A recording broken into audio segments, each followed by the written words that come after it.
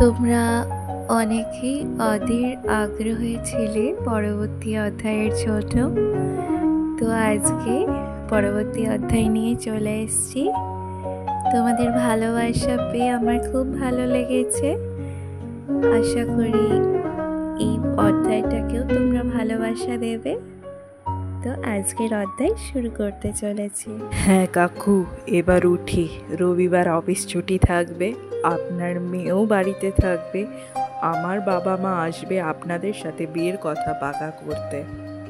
বাবা দীপ্তর কথা শুনে একটু হেসে বলেছিল, ঠাট্টা করছো বাবা? না না কাকু, এমন ভাববেন না প্লিজ, আমি সত্যি বলছি। দীপ্ত আর কথা না বাড়িয়ে বাবা মাকে প্রণাম করে বাবার হাতে একটা চিরকুট ধরিয়ে দিয়ে চলে গিয়েছিল। যাওয়ার সময় বাবাকে বলে গিয়েছিল, এটা আপনার মেয়েকে অনেকবার দেবার চেষ্টা করেছি, কিন্তু পারিনি। আজ আপনার হাতে দিয়ে গেলাম, আপনিই ওকে দিয়ে দেবেন। দীপ্ত চলে যাওয়ার পরও বাবা অনেকক্ষণ দরজার দিকে তাকিয়েছিল, কিছু হয়তো ভাবছিল। মা এসে বলল, আমার কিন্তু বেশ লেগেছে ছেলেটাকে, খুব ভালো ছেলে বললেই তো মনে হলো। চুপ করো নিরুপমা, আগেও আমরা একটা ভুল করে মেয়েটার জীবনটাকে নষ্ট করে দিয়েছি। এবার অন্তত ওর জীবন থেকে ওকে ছেড়ে দিই। কথাগুলো মাকে বলার পরই বাবা হাতে চিরকুটটা খুলতেই দেখলো একটা ফোন নাম্বার। সেই চিরকুটটাই বাবা আমার হাতে ধরিয়ে দিয়ে বলেছিল, ধরো আর ভাবো। সেদিন রাতে আমি নিজেই দীপ্তকে ফোন করেছিলাম, কারণ ওর ছেলে মানুষ এবার চূড়ান্ত আকার ধারণ করেছে।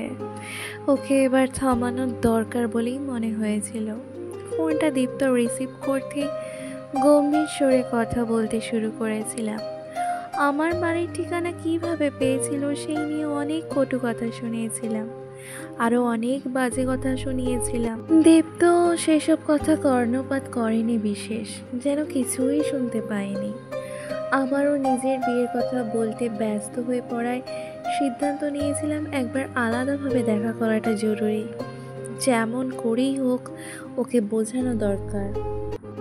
তারপর দেখা করলাম, ওকে অনেক করে বোঝানোর চেষ্টা করলাম, কিন্তু ওর সেই একই কথা।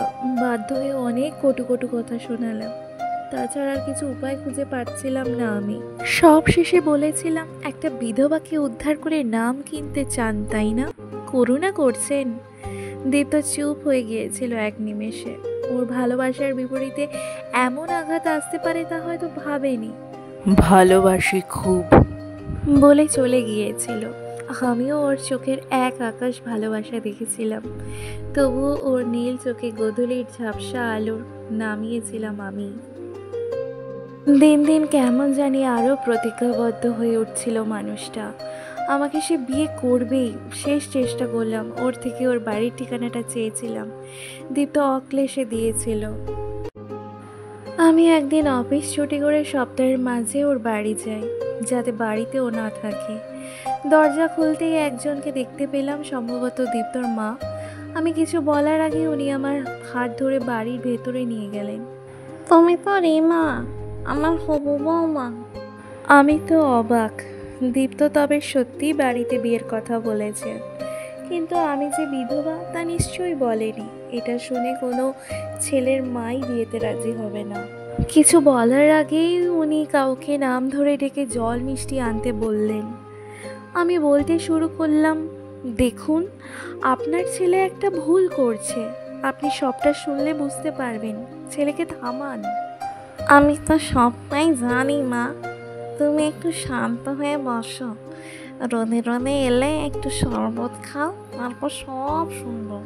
না না, আমার বসলে হবে না। দেখুন, এ বিয়ে সম্ভব নয়।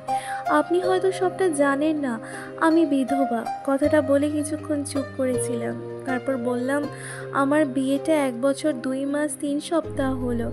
এখন অবশ্য আমি বিধবা, আমি অলক্ষী, রাক্ষসী, নিজের স্বামীকে খেয়ে ফেলেছি। আপনার ছেলের মঙ্গলের কথাটাও তো ভাববেন নিশ্চয়ই।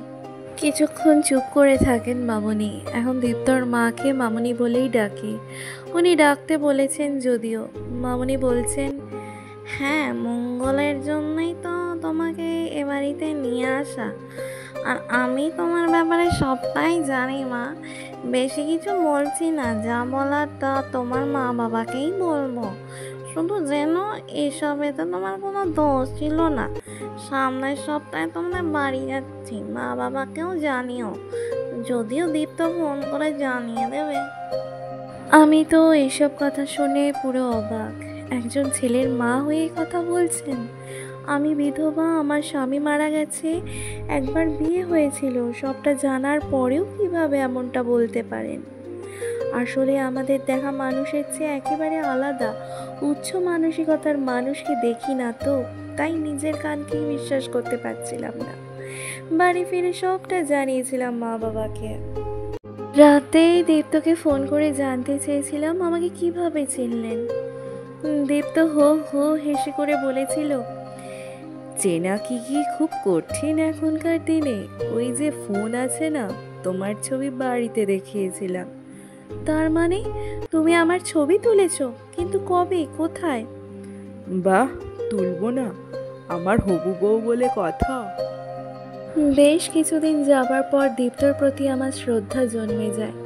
সত্যি, সবাই এক হয় না। দীপ্তকে বোঝাতে বোঝাতে আরও 3 মাস কেটে যায়। ততদিনে আমিও মানুষটাকে ভালোবেসে ফেলেছিলাম। শেষমেশ বিয়েতে মত দিই আমি। রেজিস্ট্রি ম্যারেজ করব বলেছিলাম, মামনি জোর করেছিল। তার একমাত্র ছেলের বিয়ে মহা ধুমধামভাবেই হবে। মনের মধ্যে একটা চাপা ভয় ছিল, যদি খারাপ কিছু ঘটে। বিয়ের প্রস্তুতি শুরু হলো, মামনির ইচ্ছেতেই এই ধুমধাম আয়োজন। হঠাৎ ফোনের রিংটনে চমকে উঠি। দীপ্তর ফোন। এই যে ম্যাডাম, একটা ছবি পাঠান তো দেখি। কি? কিছু না, তোমার হাতের ছবি পাঠাও দেখি মেহেন্দি রং কতটা গাঢ় হলো। কাল তো বলেছিলে গাঢ় হবে না। না, পাঠাবো না, একেবারে রাতে এসে দেখবে। না না, এখনই পাঠাও। রাতে যদি না যেতে পারি তখন তো আর দেখা হবে না আমার। কি বললে তুমি? এ কথা কেন বললে? আরে পাগলি, এমনি মজা করছি বলছি গো। জানি এ কথা অন্তত তোমাকে বলা ঠিক হয়নি, কষ্ট পেও না। আমি তো আজই যাব, যত যাই কিছু ঘটুক আমি আজ তোমার কাছে যাবই, তাও টোপর মাথায় দিয়ে। কোণে সাজে তোমার মুখটার জন্য ছটপট করছে আমার মন। আচ্ছা, অনেক হয়েছে। মাসিমণি আমায় ডাকছে, যেতে হবে ওদের কাছে। কী সব নিয়ম রীতি সারবে ওরা। আমি রাখলাম। ফোনটা কেটে মাসিমণির হাঁকডাক চোখের জল মুছে এগিয়ে গেলাম নতুন জীবনের দিকে। নতুন করে বাঁচার লড়াই। বাঁচবো বলেই আরও এগিয়ে গেলাম কয়েক ধাপ। শুধুমাত্র নারী বলে কেন থেমে যেতে হয় আমাদের?